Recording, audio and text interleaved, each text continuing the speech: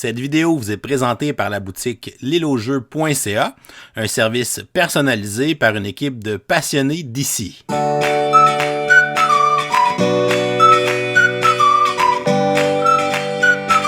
Hey, bonjour tout le monde, bonjour! Bienvenue dans le coup de cœur du mois de décembre. Vous êtes sur la chaîne du Professeur Board Game, mon ami David Couteau, que je vais aussi remercier beaucoup de l'opportunité que j'ai de pouvoir donner mon coup de cœur pour l'année 2023 et aussi pour le mois de décembre. Parce que oui, vous allez voir tous les prochains collaborateurs, ce qu'ils vont faire dans les prochaines minutes, c'est pour la majeure partie, c'est qu'ils vont vous donner non seulement le coup de cœur du mois de décembre de leur jeu, qu'ils ont aimé pendant le mois de décembre, mais ils vont aussi vous offrir leur coup de cœur pour le mois, pas pour le mois, mais pour l'année au grand complet 2023. Et 2023 a été une année quand même assez exceptionnelle, je pense, que ce soit pour les jeux de société et même pour les jeux vidéo. Je pense qu'on a été vraiment très, très gâtés pour pouvoir occuper nos temps libres pendant l'année 2023. Donc, ça n'a pas été nécessairement facile pour moi de choisir mon coup de cœur et surtout que je l'ai déjà fait sur ma chaîne de la zone jeux de société. Parce que j'ai décidé de faire, c'est de vous offrir mon coup de cœur autre que comme le grand jeu super grandiose de mon année 2023, mais vraiment un coup de cœur, un jeu qui m'a beaucoup, je vous dirais, charmé pendant mon été 2023. Alors, c'est le jeu qui s'appelle Mindbug. Mindbug, c'est un petit jeu de cartes. C'est écrit dessus Richard Garfield, mais je pense que c'est surtout Christian Coudal, Marvin Hagen, puis Scaf Elias, puis je pense que Richard Garfield va faire son aide. C'est très simple, hein, la prémisse de ce jeu-là. C'est quelques cartes, c'est 54 cartes en tout. Là, il est en vert, parce que, bon, c'est ça. Mais c'est 54 cartes et ce sont des créatures qui amènent, dans le fond, des habilités spéciales. Et un petit peu comme dans Magic ou dans n'importe quel autre type de jeu de cartes comme ça, le but, c'est donc de mettre fin au point de vie de ton adversaire. Mais la grande particularité de cette petite boîte-là, c'est qu'il y a des cartes Mindbug qui font en sorte que quand ton adversaire te présente une carte, tu peux prendre contrôle de sa carte et l'amener de ton côté. Et tu en as 2 cartes comme ça. Alors, j'ai vraiment beaucoup aimé ce jeu-là. J'ai joué beaucoup avec ma fille Rebecca pendant l'été 2023. On s'est procuré également l'extension. Vraiment, là, ça a été un des jeux que j'ai le plus joué en 2023. Mais c'est pas un jeu grandiose, mais c'est un jeu de fun pareil. Et pour moi, c'était un véritable coup de cœur.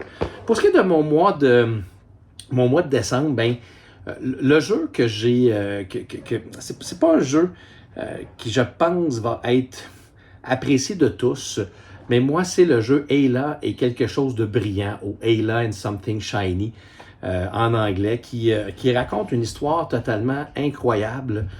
C'est encore une fois un animal. Bon, je suis pas un grand fan de ce type de jeu-là d'habitude, mais là, cette fois-ci, c'est un genre de jeu dont vous êtes les héros, dans lequel on va avoir des chapitres. Il y a 5 chapitres dans la campagne qui sont rejouables.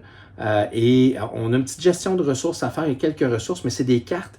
Puis on va avoir des choix à faire avec ces cartes-là. Et dépendamment de ce qui va se passer, ou le choix qu'on va faire, on va ramener des cartes dans le futur, ce qui fait en sorte que le jour d'après, il va y avoir des conséquences à nos actes. Ça peut être positif, ça peut être négatif. Des fois, ça nous chicote un petit peu. Chacun des chapitres nous apporte quelque chose de différent. J'ai pas encore terminé la campagne, mais j'ai vraiment beaucoup aimé ce jeu-là, qui arrive à un moment où j'ai beaucoup de jeux excessivement complexes, des nucléums de ce monde, des érudits du Tigre du Sud. C'est des jeux qui nous amènent quand même beaucoup de règles et beaucoup de préparation quand on veut apprendre à jouer à ces jeux-là. Celui-là, c'était simple, c'était efficace, ça nous fait vivre une belle petite histoire. Bref, j'ai adoré mon expérience. Pour l'instant, j'ai fait 3 des 5 chapitres, là, mon expérience de Ayla and Something Shiny. Mais je sais que c'est pas un jeu pour tout le monde. Il y en a qui vont trouver ça trop enfantin, il y en a qui vont trouver ça trop simple. Moi, ça arrivait à un moment où c'est cool. J'ai recommencé d'ailleurs des chapitres à quelques reprises. C'est pas un jeu très difficile, mais des fois, on prend une mauvaise tournure et recommencer, ça se fait très bien. Alors voilà, je vous souhaite une magnifique année 2024. Continuez à regarder la chaîne du Professeur Board Game. C'est un homme exceptionnel. Il nous fait du contenu de qualité. et j'apprécie toujours être présent avec vous dans les vidéos. Alors, on va y aller maintenant avec les prochaines personnes qui vont, je pense, vous offrir tout plein de belles surprises. Allez, bon mois tout le monde. De mon côté, je vais y aller assez brièvement. J'ai pas beaucoup de temps pour vous présenter ça. Pour mon coup de cœur, autant de décembre que de l'année. J'ai manqué mettre le même, je vous dirais. En fait, pour décembre, j'ai essayé le jeu Raising Robots que j'ai vraiment beaucoup apprécié. J'en ai enfilé plusieurs parties de suite. J'en ai même rejoué aussi en janvier. Un jeu de combo, de tableau builder vraiment très intéressant, très serré comme jeu dans le sens que chaque tour d'action va être assez limité. On va faire un choix en fonction des 2 cartes qui sont révélées, un coup en fonction d'énergie, puis on va jouer des cartes. Puis les actions que les autres joueurs vont choisir vont peut-être aussi nous permettre de faire ces actions-là. Donc il y a un petit aspect de tension par rapport à ça. J'ai seulement joué à 2 pour l'instant, mais je pense qu'à 3-4 va être encore plus intéressant. Fait que c'est un jeu que j'ai hâte de ressortir. Ça a été mon gros coup de cœur pour mois de décembre. Pratiquement pour l'année aussi, mais je pense que j'irai quand même avec pour l'année sur le vif comme ça avec Dorf Romantic.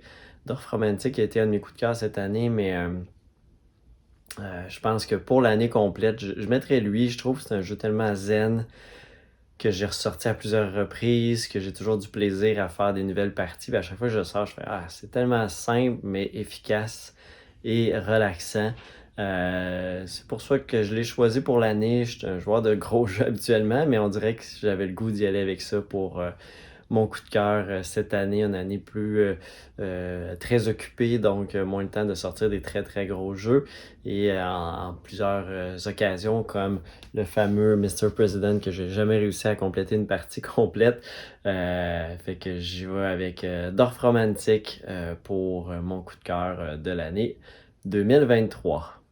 Un autre mois qui se termine et c'est le temps du coup de cœur. Alors premièrement, merci beaucoup David pour cette belle tribune. Alors je sais que j'ai pas été assidu à chaque mois, mais c'est le fun de toujours voir les suggestions de tous les intervenants ludiques et je me compte chanceux de pouvoir participer à cette belle tribune-là. Alors j'en profite également pour vous souhaiter une bonne et heureuse année en espérant que 2024 va être riche en belles découvertes ludiques et que vous puissiez passer de très beaux moments avec les gens qui vous entourent, que vous jouez avec votre famille, entre amis, avec votre douce moitié ou simplement en solitaire. Le but, c'est vraiment de faire de belles découvertes et de pouvoir également découvrir des jeux et découvrir notre prochain coup de cœur. Alors, je commence immédiatement avec mon coup de cœur du mois de décembre. En fait, ce n'est pas un jeu, c'est une extension. C'est l'extension Marine Worlds de Ark Nova. Alors, Ark Nova est un jeu qui se passe maintenant de présentation. C'est un jeu qui a un gros buzz tout au courant des dernières années et c'est un jeu qui est très populaire. Cependant, bien entendu, avec tous les jeux que je vais essayer, ça faisait un petit bout que j'y avais pas joué et lorsque l'extension est arrivée, ça m'a donné le goût de leur sortir.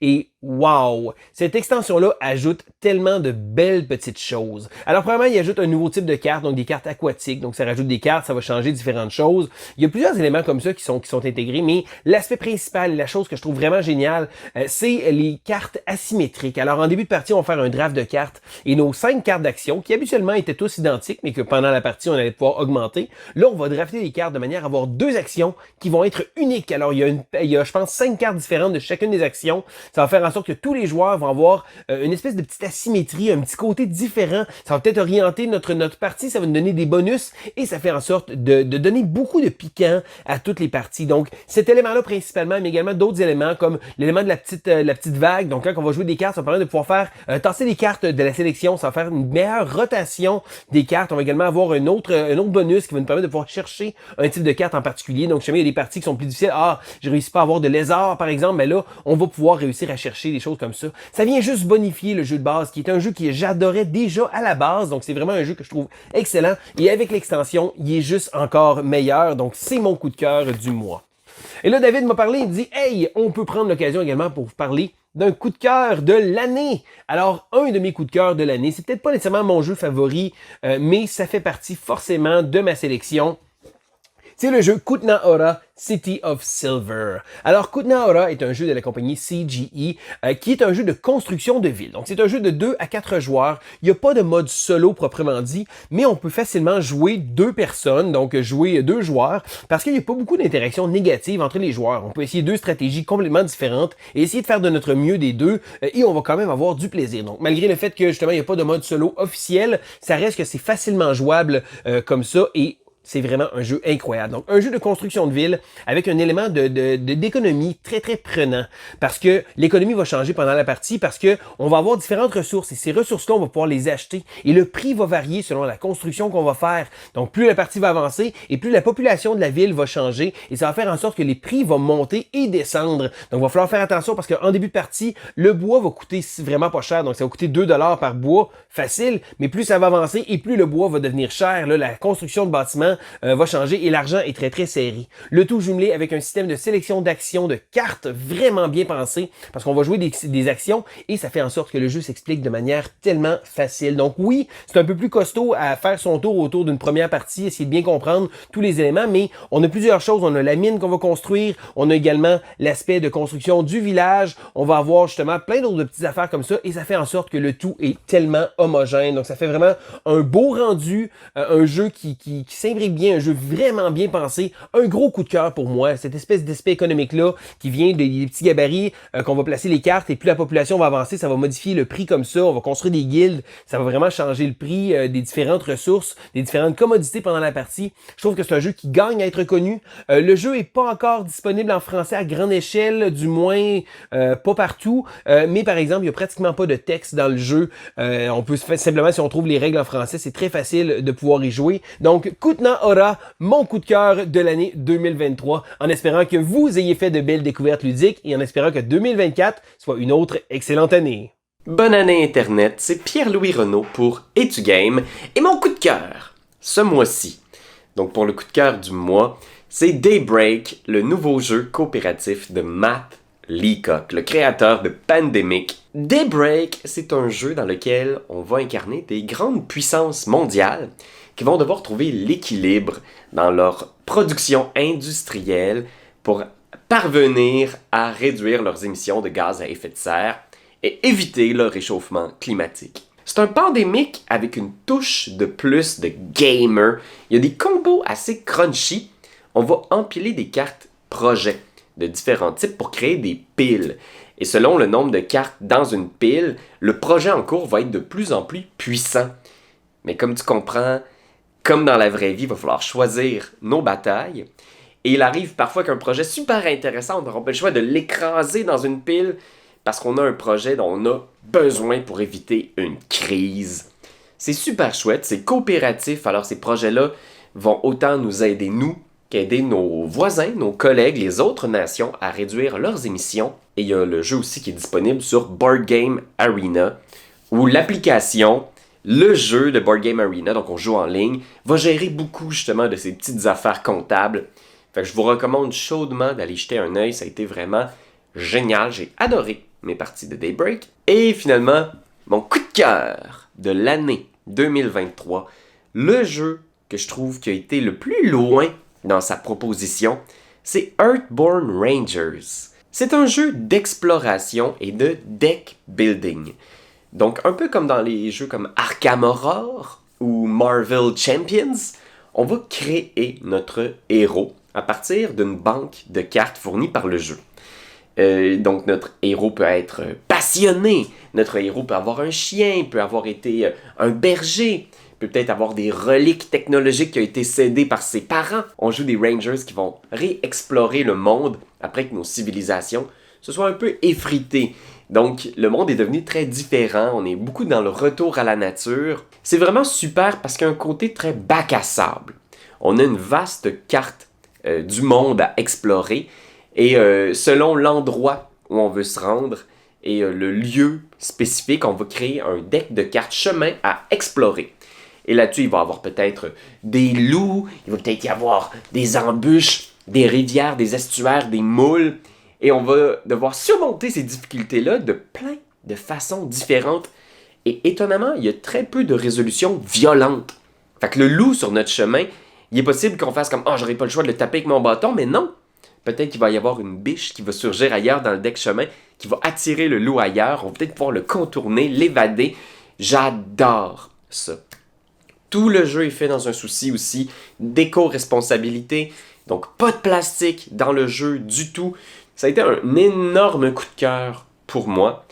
C'est pas un jeu qui est pour tout le monde, bien sûr, vous l'aurez compris, c'est une grosse boîte, il y a beaucoup de cartes à trier, il y a quand même tout un jargon technique à intégrer, à assimiler. Mais pour moi, ça a été un super gros hit. Fait que voilà Internet, j'espère que vous allez faire plusieurs belles découvertes en 2024. Puis on se revoit très bientôt. Bye. Bonjour, mon nom est Martin de l'Atelier du Meeple et merci encore au professeur Board Game de nous recevoir pour ses coups de cœur du mois et aujourd'hui aussi mon coup de cœur de l'année. Alors, mon coup de cœur du mois, c'est Forest Shuffle, Forêt Mix qui s'en vient bientôt en français. Alors, c'est un petit jeu de cartes, exclusivement de cartes chez Locard Games. C'est un jeu où vous allez payer des cartes pour jouer dans votre forêt avec d'autres cartes. Donc, il y a une espèce de gestion de main de cartes qui est toujours en continu parce que les cartes que vous jetez sont au centre et disponibles aux autres joueurs. Alors, faites attention à ce que vous leur laissez. Vous allez planter des arbres, et il y a 4 côtés à la carte, donc vous pourrez ajouter des animaux, des champignons, des insectes, des oiseaux autour et ainsi faire des combos pour faire des points. Forest Shuffle, c'est un petit jeu de cartes, mais c'est très, très, très bien fait. Je vous le conseille. Pour ce qui est de mon coup de cœur de l'année, alors moi, ça va être Barcelona. Barcelona, c'est un jeu que depuis que je l'ai, je l'amène à toutes mes soirées de jeu. Je le fais essayer à un maximum de gens. C'est pas vraiment un placement d'ouvriers, c'est pas vraiment de la sélection d'actions parce qu'on bloque les autres, c'est comme un mélange des deux. On reconstruit la ville de Barcelone selon les plans de l'architecte Cerda et quand on fait comme il veut, bien, on peut augmenter sur la piste de cet architecte-là et multiplier les points qu'on peut faire à la fin d'un round. Mais ce qu'on veut, avant tout, c'est faire des points pour la fin de la partie. Et comme c'est un point salad, une vraie salade de points, on peut faire des points à peu près n'importe comment dans ce jeu-là. Alors, comme dans tous les jeux, toutes les salades de points, l'important, c'est vraiment de trouver les petits extra points qui vont nous faire passer devant nos adversaires parce que souvent, les parties sont assez serrées. Alors, mon coup de cœur du mois, Forêt Mixte, et mon coup de cœur de l'année, Barcelona. Notre coup de cœur du dernier mois va à Crazy Pilote, qui est un jeu pour 2 à 6 joueurs, les parties d'environ 10 minutes pour 8 ans et plus. C'est un jeu très très simple à prendre en main. C'est un jeu de rapidité, d'observation. Il faut prendre des décisions rapidement. Et de la façon dont ça fonctionne, c'est qu'on a chacun une pioche de cartes qui va avoir une représentation d'une voiture et d'une décision à prendre. Et selon la décision qu'on va prendre, il va falloir la placer soit en haut de notre carte principale pour dire qu'on continue tout droit, soit la placer à droite pour dire qu'on dévie vers la droite, dévie vers la gauche, ou qu'on fait demi-tour en la plaçant en bas. Aussi, si jamais on remarque qu'il y a des zombies sur une des cartes, il faut se dépêcher à les taper au centre. Et le dernier joueur qui va taper au centre va remporter une carte négative. Et une fois que, dès qu'un joueur a réussi à passer au travers de sa pioche, donc c'est vraiment un jeu de rapidité, tous les joueurs arrêtent et on vérifie ce qu'on a réussi. C'est derrière les cartes, il y a les symboles, si on avait dû continuer tout droit ou dévier vers la droite ou des choses comme ça. Et on va faire les points en fonction de nos résultats. Donc c'est super simple, c'est super dynamique, les images sont vraiment belles aussi. Donc c'est un très bon jeu que je conseille fortement en famille, avec les enfants ou même entre adultes. C'est un bon petit filler rapide d'une dizaine de minutes. Donc c'est Crazy Pilote. Notre coup de cœur de l'année va à Doggerland, qui est un jeu pour 14 ans et plus, les parties d'environ 30 minutes par joueur pour 1 à 4 joueurs. C'est un jeu où on va être des chasseurs-cueilleurs, 15 000 ans passés. Et ce qu'on a vraiment aimé du jeu particulièrement, c'est l'immersion du thème. Il est présent dans les mécaniques du jeu. Ça rend le jeu fluide. C'est un jeu de gestion de ressources, aussi de programmation. C'est qu'à notre tour, on va programmer nos actions. Fait que chaque joueur va placer une action une à la fois, puis on les résout tout le monde en même temps. Fait que ça garde une bonne fluidité du jeu. Ça diminue un peu les temps morts entre les joueurs. C'est un des jeux aussi dont il y a une mécanique de chasse d'animaux qu'on voit souvent dans différents jeux, mais c'est un des jeux qui le représente le mieux parce que les animaux vont se déplacer sur le jeu. Il faut avoir notre tribu au bon moment, au bon endroit et en bon nombre pour pouvoir chasser l'animal et avoir la capacité de ramener la fourrure et la viande à notre campement. C'est un jeu aussi que il y a une mécanique le fun parce que les ressources sont épuisables. Puis comme on est des chasseurs-cueilleurs nomades, il va falloir déplacer nos campements à chaque manche pour réussir à garder un bon approvisionnement en ressources pour améliorer notre campement, nourrir notre tribu. On va pouvoir faire ça aussi de plusieurs façons. On a même un chaman qui fait des actions un peu spéciales. On a le principe de peindre des fresques aussi qu'on voit dans beaucoup de jeux d'hommes des cavernes. Et lui, c'est vraiment, on peint nos dernières chasses. Donc, c'est vraiment plein de petits détails qui rendent le jeu vraiment exceptionnel à mon avis. Donc, c'est un très, très, très bon jeu qui est Doggerland. Salut tout le monde! Donc, mon coup de cœur pour le mois de décembre, c'est G.I. Joe, The Deck Building Game, l'extension Raise the Flag. Donc, c'est une extension qui va vous offrir une campagne. Donc, c'est les mêmes éléments de jeu qu'on connaît. Donc, vous allez devoir faire des missions au travers de 3 actes. Puis, vous allez avoir 5 scénarios comme ça. Puis, au fil du temps, vous allez pouvoir augmenter vos personnages, avoir d'autres cartes qui vont se déverrouiller, des petites enveloppes mystères à ouvrir avec des bonnes puis des mauvaises surprises pour vous.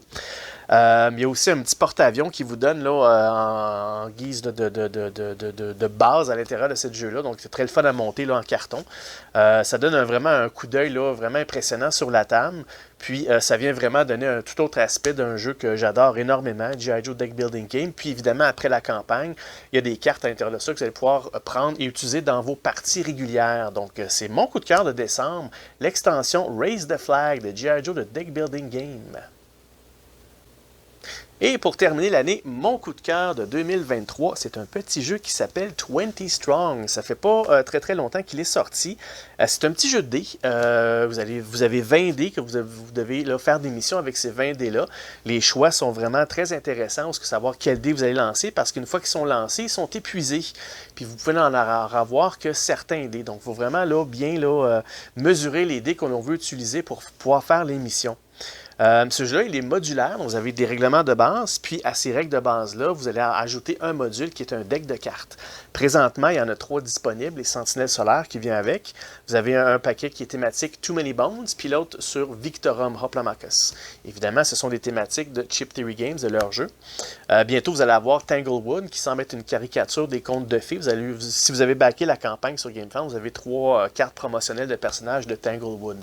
Bref, un bon petit jeu qui s'apporte dans les valises, qui joue rapidement.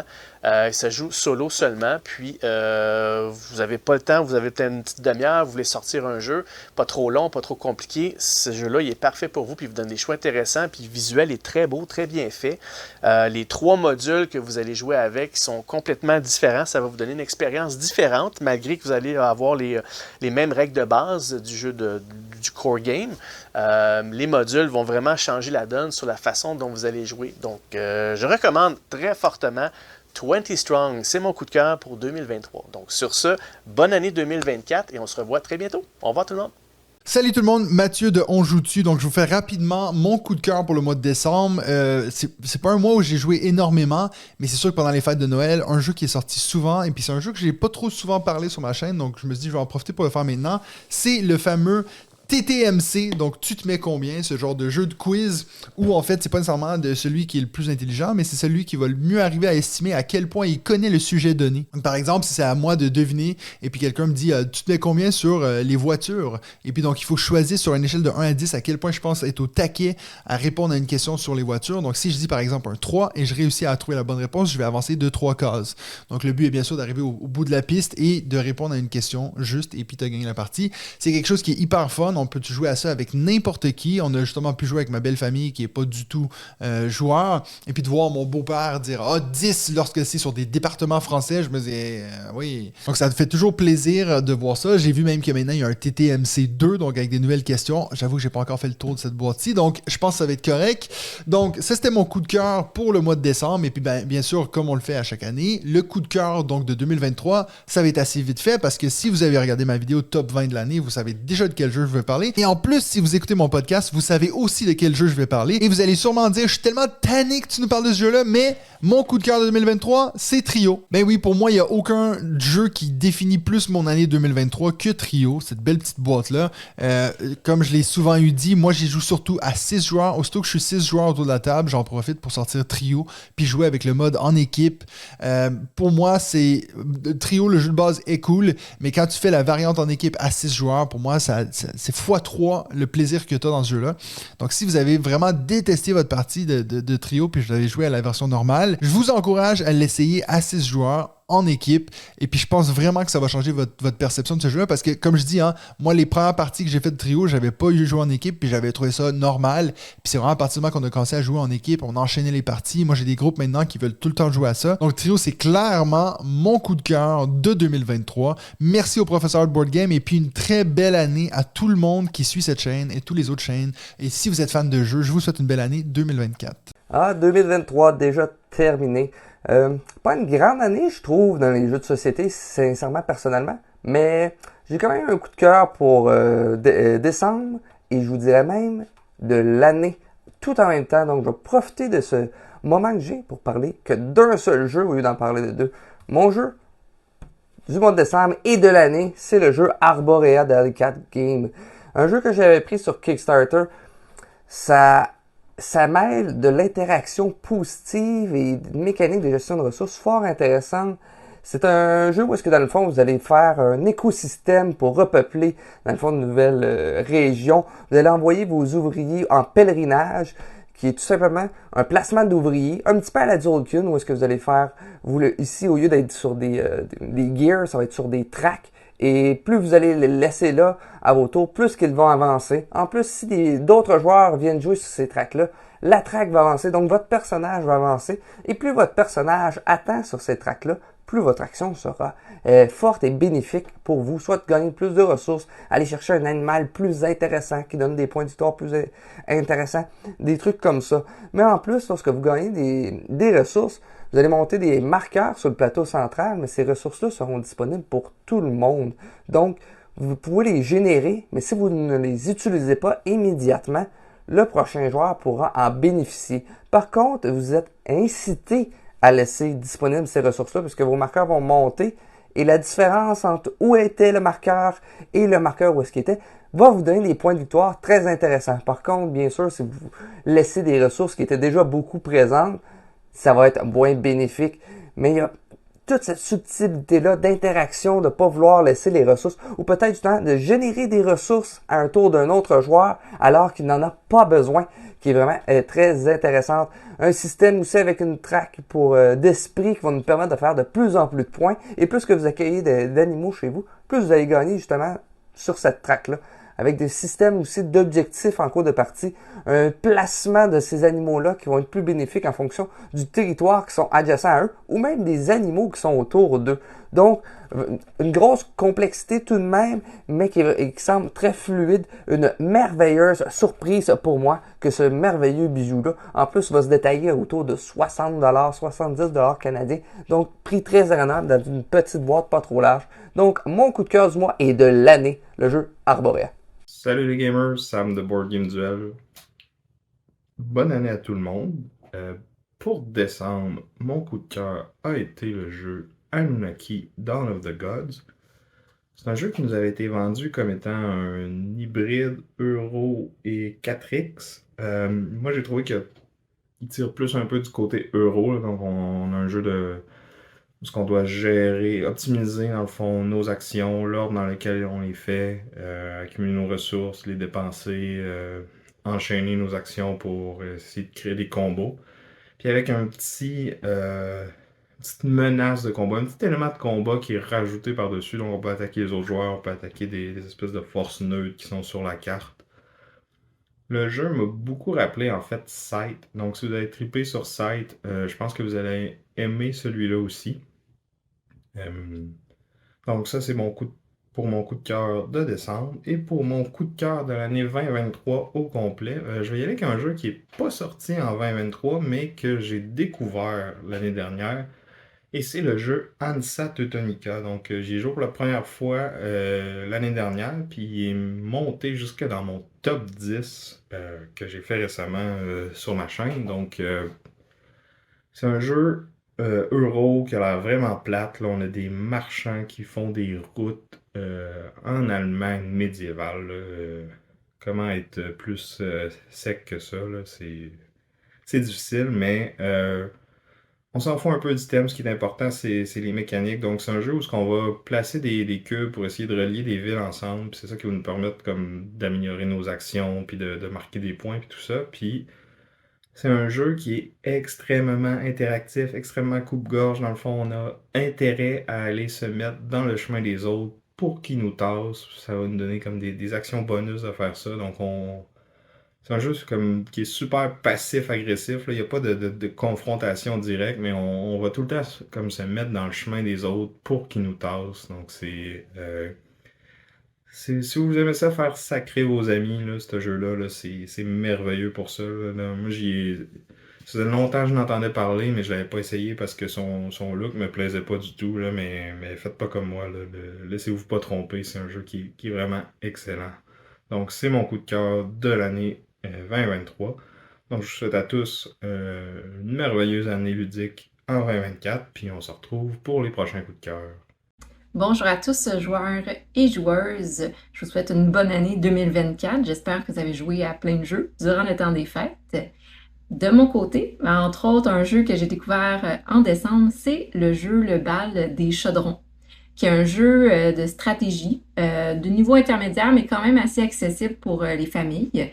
J'y ai joué à plusieurs, on était 4, notamment avec un enfant, donc accessible à tous. Le Bal des Chaudrons, c'est quand même une thématique intéressante ou un jeu compétitif où est-ce qu'on doit gérer nos potions, nos ingrédients en fait pour mettre dans notre chaudron, qui sont représentés par des petits cubes de couleurs.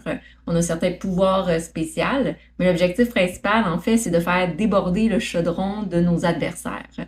Donc on va essayer de gérer nos ingrédients et d'envoyer des ingrédients dans le chaudron d'une autre personne, un autre sorcier-sorcière, pour le faire déborder leur chaudron et nous-mêmes gagner des points de notre côté. Donc, le Bal des Chaudrons, un magnifique petit jeu, thématique intéressante, les couleurs sont super belles et les petits chaudrons en 3D, c'est quand même intéressant. Ça a été mon coup de cœur du mois de décembre 2023. Mon coup de cœur de l'année 2023 en entier est un jeu qui est sorti en 2018, mais ça reste que c'est quand même un très bon jeu que j'ai découvert, c'est Underwater Cities, donc un autre jeu comme je les aime bien dans les jeux de stratégie avec gestion de ressources et avec gestion de cartes. C'est un jeu compétitif dans lequel on essaie de sauver un peu l'humanité. La thématique en soi est assez intéressante. Par contre, ce que j'aime beaucoup de ce jeu-là, c'est réellement le côté stratégique. C'est indiqué que ça dure 80 à 150 minutes. Personnellement, la première fois que j'ai joué, la partie a duré au moins 3 heures. Donc, on se réserve un bon temps pour, comprendre les règles du jeu, comprendre les différentes mécaniques, et ensuite vraiment pouvoir jouer pleinement et y rejouer peut-être même une deuxième fois pour vraiment bien comprendre. Dans les jeux de stratégie comme ça, qu'est-ce qui est vraiment intéressant, c'est que première fois, on intègre l'information et deuxième fois, là, on peut vraiment mettre en place des bonnes stratégies. Donc, c'est un super bon jeu qui se joue à 3 joueurs. Je trouve que c'est assez bien équilibré personnellement. Peut-être indiquez-vous de votre côté dans les commentaires, vous avez joué à combien de joueurs? Et également, qu'est-ce que vous aimez du jeu Underwater Cities? Alors, je vous souhaite un bon début d'année 2024 dans le ludique, le jeu. Je vous souhaite de pouvoir jouer à plein de jeux et de découvrir des nouveaux jeux cette année. Salut Antoine! Hey Simon! Salut les gamers et merci David de nous inviter encore à ce coup de cœur du mois. Et ce mois-ci, je suis en compagnie de Simon qui a accepté l'invitation. Ça fait longtemps qu'il n'en a pas fait de ça. Ça doit faire 2 ans à peu près. À peu près 2 ans, effectivement. Fait que content de vous voir tout le monde. Bonne année tous les gamers. Bonne année de jeux, de découvertes, de plaisir ludique raffiné ou moins raffiné, tout dépend de vos goûts. Donc, on va commencer peut-être, Antoine, par nos... On parlait pas de Vincent, là. Ah oui, non, c'est ça. Il n'y aura aucune mention de Vincent à part Antoine qui va nous parler de son coup de cœur du mois de décembre qui a été présenté par Vincent lors de notre party de Noël. Oui, effectivement. En fait, je ne l'ai pas avec moi malheureusement. C'était une copie de Pierre, évidemment. C'est un vieux jeu de 2002 qui nous est fait par Tom Lehman, pour ceux qui le connaissent. C'est l'auteur de Race for the Galaxy, entre autres, et Roll for the Galaxy, Res Arcana et plein d'autres gros succès aussi. Donc, c'est le jeu Magellan, en fait, qui est connu plus sous le nom de Pizarro & Co. C'est un jeu, en fait, d'enchères. Un vrai jeu d'enchères, là. Un vrai jeu d'enchères pur et dur, en fait. Donc, on va miser sur des expéditions, mais on va avoir des cartes avec des montants fixes dans les mains et on doit miser avec ces cartes-là. Donc, une fois qu'elles sont jouées, on n'en a plus. Donc. Et on ne reçoit pas le change. Donc, on doit vraiment miser avec les cartes qu'on a en main pour les optimiser. La chose, en fait, c'est que le jeu va se faire en 3 aires, donc 3 comme rondes. Et on va miser sur des expéditions dans la première ronde. Et en fait, si on n'a pas gagné dans une expédition lors de la première ronde, on ne pourra pas miser dessus dans la deuxième ronde, malheureusement. Donc, il y a vraiment... Fait que là, on est exclu de l'enchère. Exclu des enchères pour les autres rondes si on n'a pas gagné celle-là.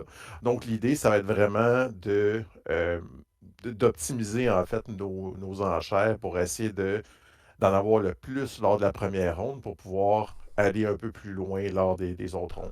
Par contre, si on dépense trop lors de la première ronde, on n'a même plus d'argent après ça pour les autres rondes. Fait que ouais, Simon s'est fait vraiment avoir de cette façon. Moi, j'étais partout. Hein. Après, j'avais gagné beaucoup dans la première ronde et finalement, j'avais plus d'argent à la fin. J'avais plus rien. Sauf sur le podium. 3e ronde, j'ai fait la vaisselle. À peu près ça.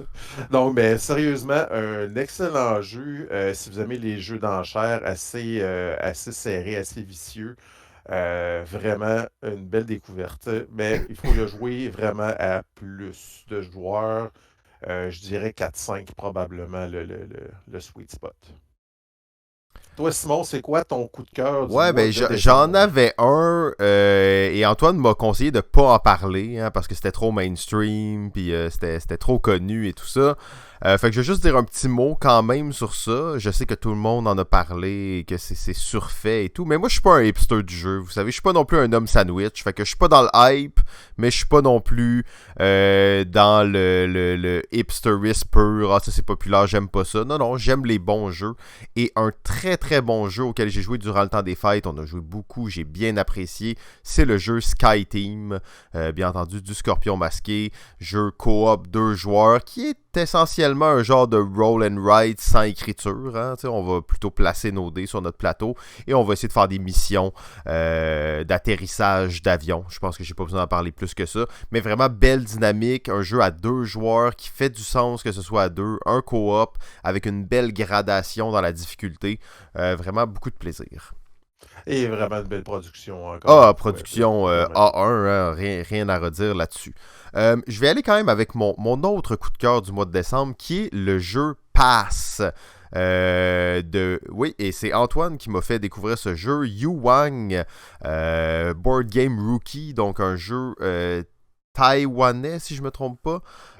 Donc, un peu difficile à trouver pour l'instant. C'est un jeu de shedding, donc un jeu de le Millionaire Game, un jeu dans lequel on va devoir se débarrasser de toutes les cartes qui sont dans notre main. Donc, on a des cartes, hein, donc de As à Roi, donc on peut imaginer. Et la twist dans ce jeu, vous voyez que un peu à la Scout, là, il y a comme 2 valeurs sur une carte. En fait, on peut payer un jeton pour inverser certaines cartes de notre main pour dire, ah ben cette carte-là, c'est plus un 10, c'est maintenant un 6. Donc quand tu vas le jouer, ça va te donner toujours plus d'opportunités. Et ce qu'on va faire pour jouer les cartes, on va faire essentiellement des mains de poker, donc des straight, des full house, 4 pareils, 5 pareils. Vraiment très simple au niveau de la mécanique, mais avec une belle profondeur. On a joué, on n'a pas pu s'arrêter de jouer, on voulait juste jouer une ronde ou 2. On a des jetons qu'on va payer. Dans le fond, en gros, si tu peux pas jouer, tu prends un jeton. Si tu veux changer une carte, tu payes un jeton. Fait que vraiment, aussi simple que ça, mais ça fonctionne bien. T'es accro. Et ce qu'on disait, on a même joué, je pense, hier soir ou il y a 2 jours, là, puis il était rendu comme vraiment trop tard pour jouer une partie de ça, mais on en a quand même fait une. Et la réflexion qui est ressortie de ça, c'est que le joueur a vraiment la capacité d'exprimer un peu sa personnalité et sa stratégie. Mettons, je prends ma main, là, je la reçois au début, puis je la donnais à Antoine. Là, on jouerait des games complètement différentes juste parce que on voit des choses différentes, on aime des choses différentes. T'sais. Antoine, lui, aime les straight, il aime les grosses suites, il adore ça. Dès qu'il envoie, il envoie. Moi, j'adore prendre beaucoup de jetons, prendre plein de jetons, faire 5 cartes d'une shot. Puis Pierre, il aime ça juste gagner, fait qu'il fait un peu de tout. Donc, mais Pass, excellent jeu de shading, le défeuillage, comme on va dire. Donc vraiment, c'est un gros coup de cœur pour moi. Après en avoir découvert quelques-uns durant l'automne, celui-là reste comme étant celui qui m'aura le plus emballé et que je sens que je pourrais rejouer souvent. Là. C'est pas juste une petite nouveauté que je découvre, c'est un jeu que on sort sur la table avec des gens qui sont pas nécessairement des gamers, mais aussi avec des gamers. Fait que vraiment un bel entre-deux. Mon coup de cœur de l'année, vite, en quelques secondes, j'en parlerai pas trop, mais c'est le petit jeu Harvest que j'ai déjà présenté dans mes coups de cœur du mois. Je pense que c'était même le mois passé. Donc, petit jeu qui a de l'air très, très joli, très, très sympathique, mais qui est extrêmement vicieux quand tu joues avec les bonnes personnes. Et juste pour montrer les petits goodies que j'ai reçus, il y a des petits jetons. Regardez-moi ça, comment c'est cute. Mais c'est ça, c'est Harvest. Ça, vous pouvez le trouver sur Amazon Japon. Je vous le suggère fortement. Alors, merci beaucoup et bon jouage, comme dirait Vincent. Fait que là, Antoine, il m'a empêché de parler de mon coup de cœur de l'année. Je sais pas si, si je devais en parler ou non. C'est ça? J'avais-tu le droit? Ou... En tout cas, je t'avais dit de pas en parler. Ah, ok. Ben justement, il m'avait dit de pas en parler. Vous savez bien entendu pourquoi. Parce qu'il s'agit du jeu Romy Rami de mon bon ami Antoine ici. Encore une fois, une superbe production du Randolph. Mais vous voulez un petit jeu de cartes, pas trop compliqué, mais avec beaucoup de réflexion et de challenge. Romy Rami, c'est pour vous. Super prod, super jeu. Vraiment, moi, j'adore ce jeu-là. C'est un de mes... c'est mon coup de cœur de l'année, hein, bien entendu. C'est peut-être pas le jeu que j'ai joué le plus en physique parce que je viens juste de recevoir ma copie, bien entendu. Je jouais beaucoup sur BGA. J'ai eu la chance un petit peu de jouer à la fin du temps des fêtes avec et ça a très bien fonctionné, encore une fois. Est-ce que ça va devenir un classique? J'aimerais que ça devienne un classique. C'est ce que moi je pense que ce jeu pourrait devenir. Petit jeu de contrat, très simple mais engageant. Encore une fois, avec des gens occasionnels et avec des gamers, ça marche bien. Il y a quelque chose dans l'air qui s'est passé en 2023 et je crois que ça va se continuer en 2024, des plus petits jeux, un peu minimalistes, qui vont aller chercher autant des joueurs occasionnels que des gamers entre deux parties plus importantes, en fin de soirée, en début de soirée, quand on a un peu moins de temps. Donc, c'était mon coup de cœur de l'année, Romy Rami. Merci Simon, je m'attendais pas à ça. Ben non, je vois ça. Tu m'avais même coupé, avant qu'on finisse. Fait que tout le monde, je vous souhaite une très bon début d'année 2024. Merci David et toute l'équipe du Prof Board Game. Et on se retrouve. Vous retrouverez Antoine le mois prochain. Bonjour tout le monde, alors c'est Pierre-Marc de la chaîne Professeur Board Game pour vous présenter mes coups de cœur de décembre et de l'année 2023. Alors, sans plus tarder, je vous présente Les Aventuriers du Rail, Legacy, Légende de l'Ouest, qui est mon coup de cœur du mois de décembre. J'ai 11 parties de fait avec ma conjointe et mes colocs, et on aime beaucoup, on a très hâte de terminer pour voir la conclusion de qui va gagner la campagne. Alors, on cumule des points à chaque partie. C'est Les Aventuriers du Rail, tel que vous l'avez connu, fait par Alan R. Moon, mais cette fois-ci joint par Matt Leacock et Rob Daviau, les auteurs de Pandémie Legacy. Donc, on a la même formule. Le jeu que vous connaissez déjà des Aventuriers du Rail, imaginez-vous avec les nouvelles règles qu'on pose dans le livret de règles avec des autocollants, puis les nouvelles mécaniques qui se développent, le fil conducteur qui est fait par l'histoire. Toute cette recette-là revient, mais avec la sauce Aventurier du Rail. C'est un jeu que j'appréciais déjà, moi, à jouer en famille. Là. Pas nécessairement en gamer, mais celui-là, on le joue en gamer, puis on aime beaucoup l'expérience. On a très hâte de poursuivre. Alors, c'est mon coup de cœur de décembre. Pour mon coup de cœur de l'année, ceux qui ont écouté le podcast d'un board game presque parfait, ce sera sans surprise, évidemment, le jeu de cartes à collectionner de Disney, Lorcana. Je montre ma belle Elsa enchantée. Alors, il y a eu le premier chapitre qui est sorti en août, le deuxième qui est sorti en novembre, l'Ascension des Floodborn, et j'ai complètement tombé dedans. J'adore le jeu. C'est selon moi le meilleur jeu de cartes à collectionner qu'il y a eu. Pour moi, il est venu battre Magic que j'ai joué pendant 30 ans. Mais celui-là, pour moi, il vient régler un des problèmes majeurs que Magic avait, c'est-à-dire l'utilisation de land comme ressource on pige toujours dans le mauvais ordre, on n'en pige pas assez, on en pige trop. Dans celui-là, il n'y a aucun de ces problèmes-là. Chaque carte peut devenir un land. Mais malgré tout, malgré pas beaucoup de règles, malgré la thématique qui est très légère, on a un jeu qui est très profond au niveau stratégique. On peut vraiment venir l'approcher avec beaucoup de profondeur. Puis ça, j'apprécie beaucoup ça, évidemment. Et donc, c'est mon coup de cœur de 2023. Et j'ai très, très hâte de continuer à y jouer en 2024. Alors, je passe la parole au prochain sur ce bonne année. Hey, salut tout le monde, c'est Jeff. C'est Danny. Nikki. Et Steve. Et nous allons vous présenter nos coups de cœur du mois de décembre et de l'année. Yes, avec le professeur Board Game et tous nos amis YouTubers, on est toujours contents d'être là. Et je vais débuter le bal avec mon coup de cœur du mois de décembre qui est un jeu de Stefan Feld que j'ai découvert vers la fin de l'année. Un gros jeu plein de couleurs, plein de jetons en bois. Et je parle bien entendu de Marrakech. Marrakech qui fait partie de la City Collection, qui a été un gros Kickstarter de Queen's Game il y a un bout de temps. Et je l'ai découvert sur le tard. Je voulais jouer car Stefan Feld est un de mes auteurs préférés. J'avais hâte de l'essayer, mais les occasions ne se présentaient pas. Quand ça s'est finalement présenté, j'ai joué avec Luc, notre espion, même si Nicole a essayé fort de me faire jouer. Et ça n'a pas donné. Qu'est-ce que vous voulez? Des fois, c'est comme ça. Mais je peux vous dire que mes attentes étaient élevées. Et ce qui est le fun et ce qui est rare, c'est que je n'ai pas été déçu. J'ai été très satisfait de ma partie.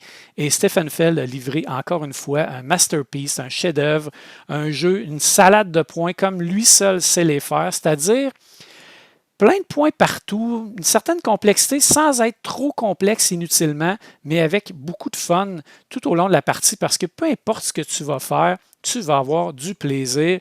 Et le jeu est vraiment beau aussi, ce qui est plutôt rare pour les jeux de Stefan Feld qui ont l'habitude d'être plutôt beige. Celui-ci, je dirais même qu'au premier coup d'œil, est très, très coloré. Même, ça fait peur un peu. Mais non, tout s'enchaîne bien, tout est logique, les couleurs ont du sens. Sur votre plateau individuel, vous avez des zones où vous allez récolter des kéchis, des petits cubes en bois, des octogones en bois, je crois que c'est des octogones, oui. Bref, on va mettre ça sur notre plateau de joueur et là où on va le mettre, ça va faire des actions et évidemment, avec ces actions-là, on va faire des points. Et il y a tout de plus le fun dans un jeu comme ça, dans 1 euro, que de faire des points. Entièrement d'accord, Marrakech. Je l'attendais, puis quand elle est arrivée, je l'ai dévoré, littéralement. Puis non, je ne peux pas être déçu avec ce Stefan Feld-là. En fait. C'est pour ça que je n'ai pas pu jouer. Elle l'a dévoré, il n'en restait plus. Exactement. Donc, c'est juste des cubes. Il restait juste les cubes, parce qu'ils sont plus durs, ça craque sous la dent.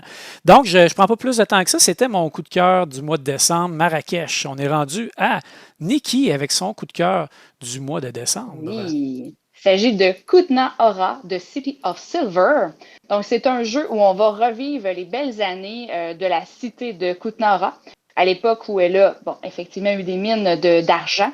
Donc, on va se transporter dans 1 euro, évidemment, où on va avoir des cartes en main. On va sélectionner certaines actions pour aller à la mine, évidemment, et travailler. On va aller aussi se chercher des bâtiments, réserver des terrains. On va pouvoir construire nos bâtiments.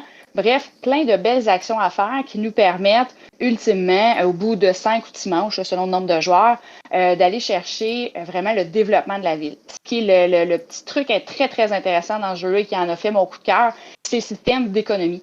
Donc, tout ce qui est en jeu, que ce soit le bois, toutes les ressources en jeu, en fait, auront une valeur qui va varier au cours de la partie en fonction du fait que la ville grossisse. Donc, il y a des ressources qui vont valoir plus cher. Puis après ça, quand on installe et qu'on développe bien la ville avec les bâtiments, l'économie va se réguler. Donc, ça fait en sorte que l'économie va toujours rouler. Les prix des ressources vont varier. Vraiment, c'était une belle découverte. La boîte me disait rien du tout, la belle boîte noire. Puis finalement, quand on ouvre la boîte et qu'on y joue, wow! Un beau bijou. Oui, puis j'ai eu la chance de jouer aussi tout de suite après SN et moi aussi, j'ai beaucoup aimé Kutna Hora. Le système d'économie que je montre à l'écran est très intéressant, unique et ça permet de l'interaction un peu entre les joueurs, c'est-à-dire si tu construis trop d'un truc, le prix baisse, si tu en construis moins, le prix monte. Donc, vraiment le fun. Un beau coup de cœur, ça, bravo. On va continuer avec Danny, ton coup de cœur du mois de décembre. Piu piu piu! C'est Robot Quest Arena, mon coup de cœur du mois de décembre. C'est nul autre que mon ami Sylvain Lacroix qui me l'a fait découvrir en me disant Tu as déjà vu la série américaine Robot War? Ben, c'est pareil comme ça. En fin de compte, on incarne un petit robot qui est trop cute. Dans la boîte de base, il y en a 4, mais on peut en acheter d'autres d'une valeur de 20 à 30 $ canadiens, on va dire, là, ou américains, peu importe. Et en fin de compte, on est dans une arena. C'est un deck builder. On peut acheter des cartes, des matériaux qui nous permettent d'envoler notre robot dans les airs, d'aller plus vite ou évidemment de se blesser. Et notre robot a des points de vie. Puis quand on fait des dégâts, c'est des points de victoire qu'on obtient. Et lorsqu'un robot, exemple, a 5 points de vie, on y en a déjà fait 4, ben le dernier point de vie pour le tuer en vaut 2 points de victoire. Et quand on meurt, ben c'est pas grave. On réapparaît au prochain tour avec une barre de vie au complet. Donc, il n'y a aucun problème. C'est vraiment juste, on fait le plus de dégâts possible à notre tour, on s'entretue et à la fin de la partie, les joueurs calculent le nombre de points de victoire, le nombre de dégâts qu'ils ont fait à tout le monde. C'est tellement plaisant. Ça fait penser à un jeu, ça. Ben oui, j'allais dire la même chose. Adrénaline. Adrénaline, carrément. Effectivement. Fait que c'est Adrénaline avec des robots. Ouais, ils sont plus cute. Puis là, ben, ils en ont refait encore d'autres nouveaux. Là. Je crois qu'ils étaient à 4, ils sont maintenant rendus à 8. Puis on peut jouer à 5 joueurs ou à 6 joueurs. Au début, c'était un jeu à 4. Avec les nouveaux robots, on peut rajouter un compte de joueurs. Donc, Robot Quest Arena, là, ceux qui aiment un peu le rentre dedans. Puis c'est pas grave. Même quand notre robot décède, ben, il réapparaît au prochain tour. Puis on peut gagner la partie, même si on a été la cible de tout le monde, si on a réussi à faire assez de dégâts là, lors de nos tours. Donc, on est rendu finalement à Steve et ton coup de cœur du mois de décembre, Steve. C'est les Aventuriers du Rail, Légende de l'Ouest, le Legacy. J'ai passé pas mal de temps dessus. On est un groupe de 5 qui sont en train de le faire et je dois dire qu'il est très intéressant. Le build-up qui se passe, les choses spéciaux qui se rajoutent. Donc, je ne veux rien spoiler. Il y a un beau build-up, autrement dit. Il commence tranquillement, pas trop de règles, qui s'en rajoute un petit peu. Puis, il y a certaines choses qui se terminent. Donc, je trouve qu'il est bien balancé, il est bien fait. Puis, tu as tout le temps le goût à la prochaine parce que tu débloques toujours un nouveau territoire. Et le nouveau territoire amène toujours sa petite particularité. Donc, vraiment, un legacy, une vraie perle. Je dois dire que c'est pour ça que c'est mon coup de cœur de décembre 2023. Super, excellent. Donc, ça nous mène tout ça à notre coup de cœur du mois, de l'année plutôt, 2023. Donc, je vais commencer encore une fois le bal. Et pour mon coup de cœur de 2023, j'ai de la misère à le dire, j'ai décidé d'aller un petit peu ailleurs. J'ai regardé un peu mes jeux que j'avais joués en 2023. Puis je me suis dit, tiens, je vais mettre le jeu que j'ai le plus joué en 2023. Il y en avait 2 à égalité. Et celui-ci était comme pour moi une découverte en 2023. Donc, j'ai décidé de le mettre parce que j'ai beaucoup aimé. Et je parle de Radlands. Radlands, qui est un jeu à 2 joueurs, un jeu d'affrontement dans l'univers un petit peu Mad Max, ceux qui connaissent, là, un peu, je n'oserais pas dire... Borderland, oui, exactement. Les joueurs de jeux vidéo. Là. Avec d'ailleurs Manny Tremblay qui a fait les illustrations et Mr. Connington. On voit ici, c'est Lina Cossette, mais d'après moi, les deux devaient être impliqués, sont toujours pas mal dans tous les projets. C'est un jeu, je trouvais le artwork, le visuel vraiment très, très beau, très épuré, très Mad Max, Radlands, comme tu dis, Steve. Les dessins sont super. Puis le jeu est le fun. Tu as 3 gouttes d'eau à ton tour et il faut que tu n'aies pas beaucoup de ressources, pas beaucoup d'eau, qui est la ressource principale, pas beaucoup de cartes non plus, qu'est-ce qui te permet de te défendre et de protéger les autres. Puis tu as 3 campements, puis le but, c'est de détruire les campements de l'autre joueur. J'ai trouvé que l'utilisation de tes ressources, le timing dans le jeu était vraiment excellent. Je ne me tanne pas du jeu, puis il n'y a pas une partie qui est pareille parce qu'on ne passe pas tant de cartes que ça dans le jeu. Fait qu'il faut que tu fasses un petit peu avec ce que tu vas avoir. Puis je l'ai dit, là, mais le timing est vraiment super important. Donc, ça a été une belle surprise pour moi. J'ai même cherché l'édition Deluxe qui se fait juste en anglais, malheureusement, avec les beaux jetons qui ne sont pas en bois, mais en genre de plastique. Là. Mais je ne l'ai pas trouvé. Donc, je me contente de ma belle boîte de base qui fait le travail. Mais vraiment un bon jeu. Si vous cherchez des jeux à 2 joueurs d'affrontement, je vous le recommande fortement. Radlands. C'était mon coup de cœur de l'année 2023 et on y va avec maintenant Nicole. Yes, qui a fait un peu le même exercice que toi. Je suis allée voir les parties que j'avais le plus jouées, sachant que tu venais tout juste de jouer à Marrakech et que tu allais sûrement nous en parler. J'avais prévu un plan B. Donc, mon coup de cœur 2023, c'est Revive, un jeu que j'ai découvert en début d'année. et qui a été un des jeux que j'ai le plus joué cette année. Revive, dans le fond, on choisit un peuple et on part à la redécouverte de la Terre comme si 5000 ans après, on revenait là, après un cataclysme quelconque. Et là, on va pouvoir explorer, on va pouvoir construire, on va pouvoir recruter des survivants qui sont déjà sur place. Bref, un jeu super le fun où on a un deck de cartes qui va un peu rouler. Bon, il y a une mécanique de deck building, pas autant que certains autres jeux, mais il y en a quand même une petite portion ici. On va placer des cartes sur notre plateau de joueurs, donc on va utiliser une moitié de la carte. On va pouvoir aller chercher des ressources, faire certaines actions. Donc, il y a toute la gestion des ressources sur notre plateau, il y a tout ce qui va se passer sur le plateau central, donc l'exploration, les bâtiments, le recrutement là, dans les villes, etc. C'est un jeu dont je ne me lasse pas. Toujours super que ça soit 2, 3, 4 joueurs, il se joue quand même très bien. La mécanique aussi du plateau joueur où on va pouvoir upgrader dans le fond différentes pistes et on va pouvoir débloquer des machines, donc aller s'activer des actions complémentaires aussi. Le mélange est à la fois bizarre au départ, on a l'impression qu'il y a beaucoup de choses, puis une fois qu'on a fini par jouer 2 parties de Revive, ben, tout s'enchaîne, tout se place aux bons endroits et on a beaucoup de plaisir. Donc, coup de cœur 2023. Good. On passe maintenant à Danny. Danny, ton coup de cœur 2023, ça ressemble à quoi? Mais moi, à la différence de vous deux, j'ai été différent. Ce que j'ai fait, j'ai pris le jeu que j'avais plus joué pendant l'année. Puis, ok, j'avais fait comme vous. Ok. Mon coup de cœur de 2023 se nomme Star of Acarios. C'est un legacy très semblable à Gloomhaven et Frosthaven qui a eu moins de hype, mais sérieusement, j'ai fait le tour du jeu. On était 3 joueurs, 2 amis et moi.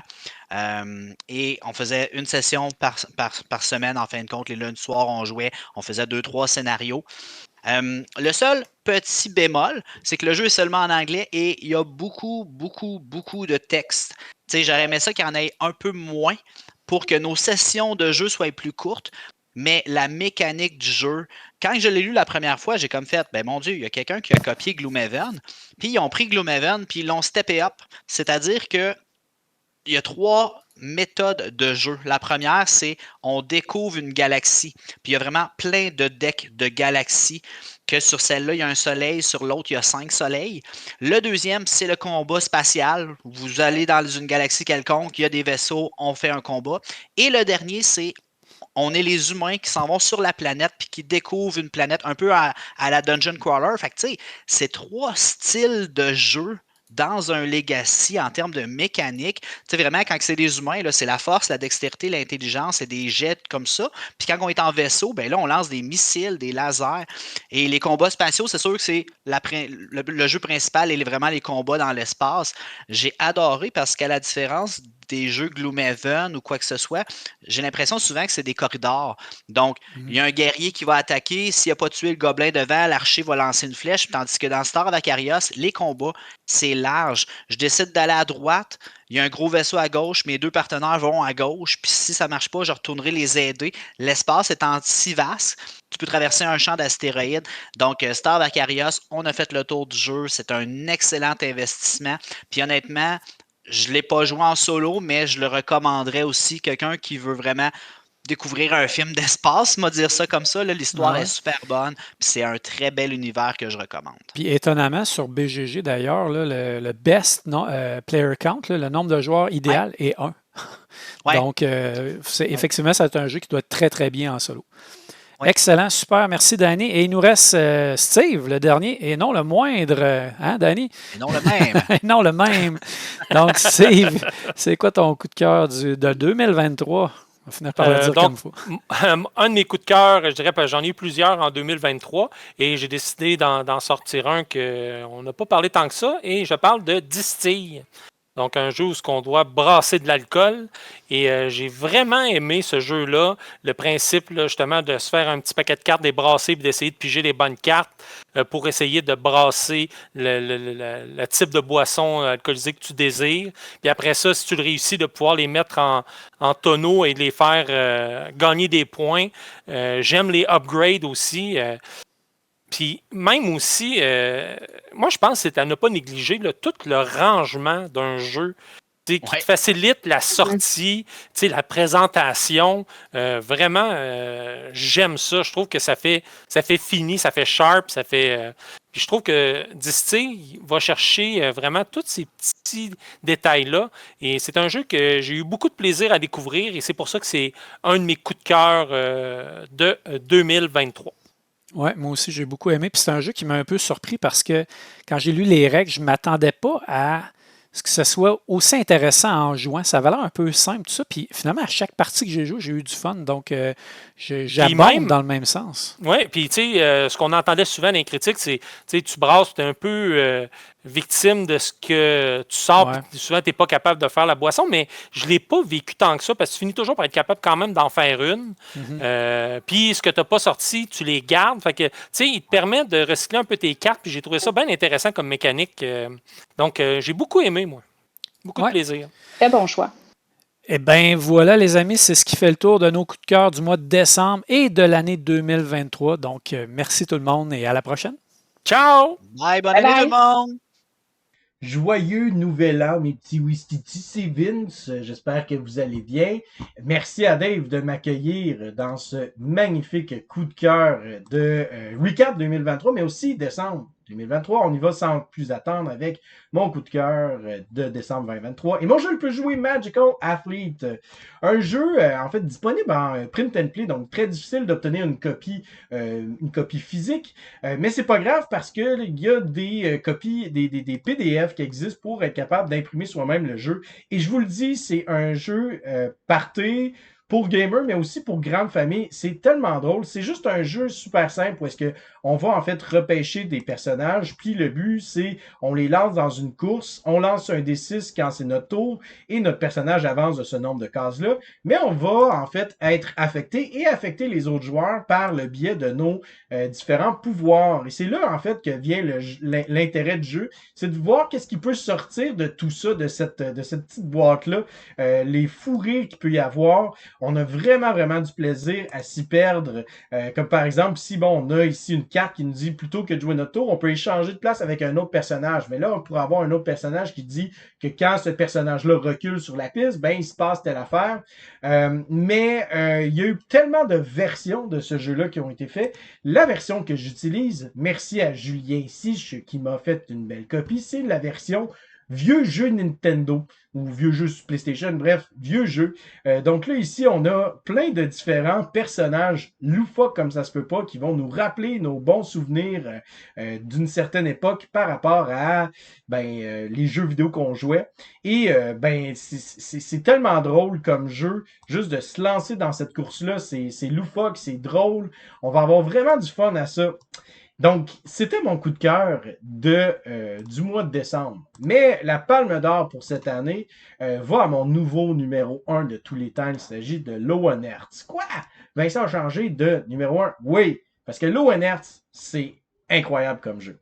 Un jeu de contrôle de territoire, mais en même temps d'arrachage de territoire, mais en même temps on va s'allier pour l'instant pour pas trop se taper dessus, puis un moment donné plus tard, on viendra un contre l'autre, avec une mécanique de sélection d'actions sublime où est-ce que les joueurs, de façon alternée, vont choisir entre l'action verte, jaune ou bleue, et s'il y a des choix qui sont similaires entre les joueurs, là, après ça, ils doivent faire un marchandage pour être capable de faire l'action. Superbe jeu. C'est tellement incroyable comme jeu, tellement dense. C'est 1h30 de jeu, de pur délice, d'interaction, de conflits, d'alliances, de déchirements, de trahison. Bref, c'est un jeu comme je les aime. C'est magnifique comme jeu et il vaut vraiment le détour. Lowenherz, pas sa réimplémentation, là, vraiment Lowenherz, de Monsieur Teubert. Sur ça, j'espère que vous allez passer une belle année. J'espère que vous avez passé un bon temps des fêtes. Et je vous souhaite une année remplie de moments incroyables, ludiquement parlant, mais aussi dans votre vie personnelle. Et sur ce, je vous souhaite à vous et vos amis un bon jouage. Bonjour chers amis joueurs, ici LP, je te présente mon coup de cœur d'abord décembre 2023 et ensuite 2023 au complet. Je commence par décembre, j'y vais. Décembre, c'est le mois des parties, fait que je te prends un jeu de party. J'ai pris le jeu Hitster, qui est un très très bon jeu de party. Si tu aimes la musique et si ton groupe de jeu ou ta famille aime la musique. Hitster, qu'est-ce que c'est? C'est Timeline, mais avec de la musique. Fait que ça va te prendre malheureusement Spotify Premium pour jouer, mais ce que tu vas faire, c'est que tu vas tout simplement piger une carte qui va être ton baromètre, comme dans Timeline. Par exemple, si je prends cette carte-là, on scanne la carte, là, je peux pas te le faire parce qu'il va y avoir des droits sur YouTube. Et qu'en scannant la carte avec Spotify Premium, la chanson va tout simplement partir. Fait que là, une fois qu'on a un baromètre, on scanne une autre carte, puis on doit dire est-ce que cette chanson-là vient avant ou après cette chanson-là, puis on essaie de faire une ligne du temps avec les différentes pièces musicales qu'on entend.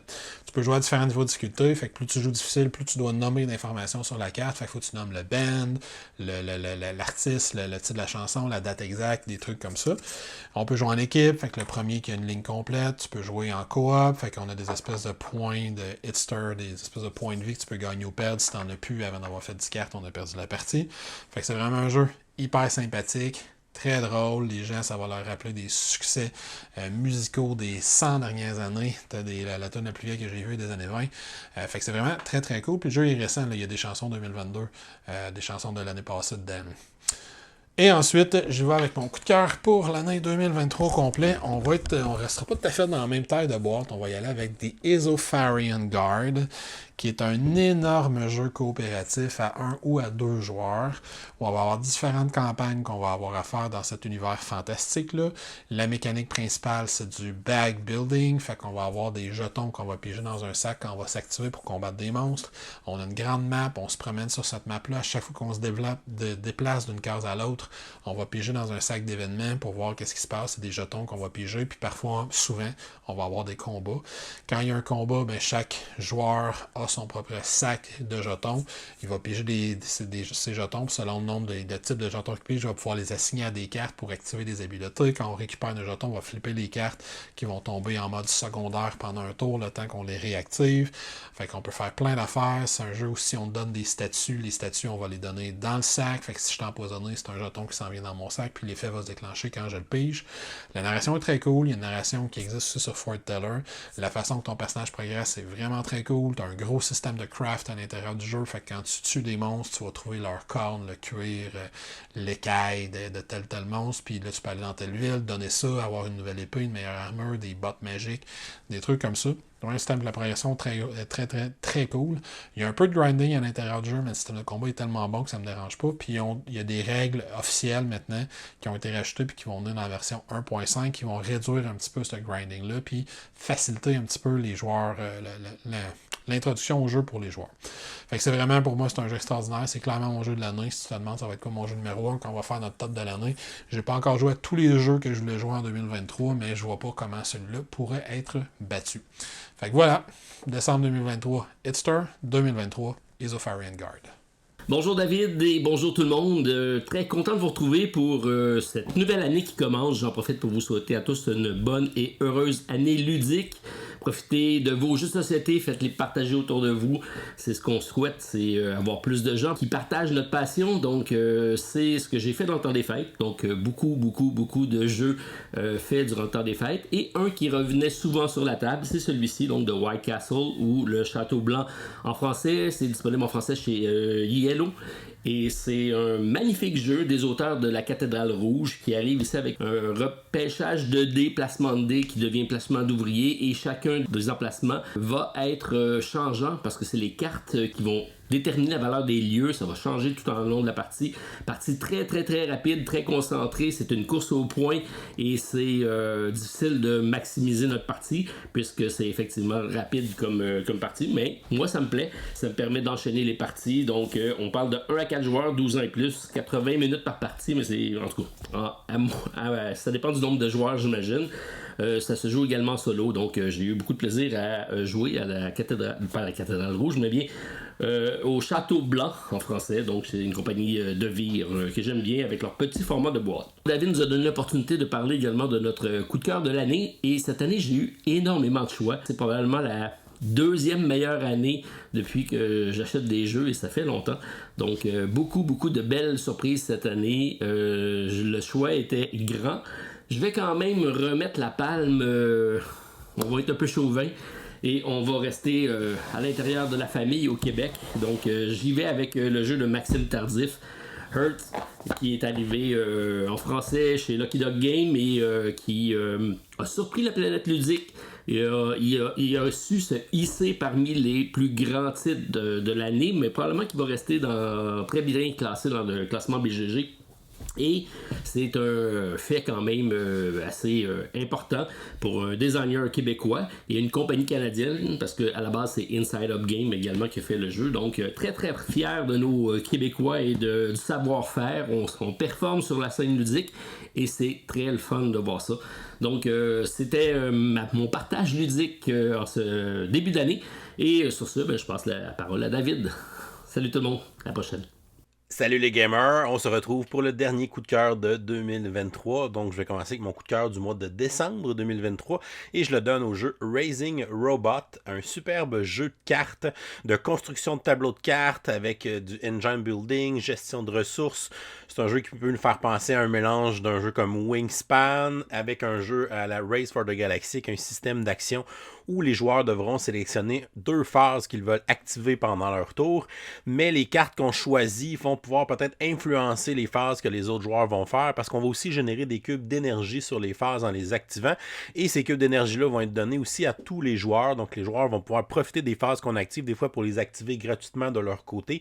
Donc on a une petite gestion d'essayer de savoir ce que les autres joueurs veulent activer comme phase pour essayer de bénéficier justement des actions qu'ils vont essayer de faire dans le tour. Fait qu'il y a une belle dynamique de système d'action dans ce jeu-là qui est vraiment le fun en multijoueur, même si c'est un jeu qui se joue quand même très bien aussi en solo.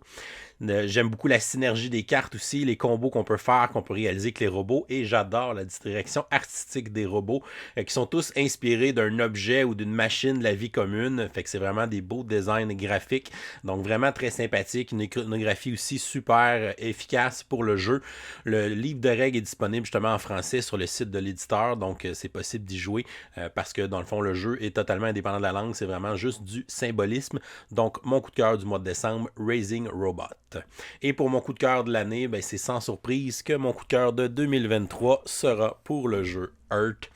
Le jeu probablement que j'ai joué le plus dans la dernière année. J'ai joué près d'une 50aine de parties de Hurt. Dès ma première partie, j'étais chanceux. C'est Maxime le Tardif, l'auteur, qui me l'a montré. Donc, j'ai vraiment tombé en amour avec son jeu. J'ai vraiment adoré justement les combos qu'on peut faire.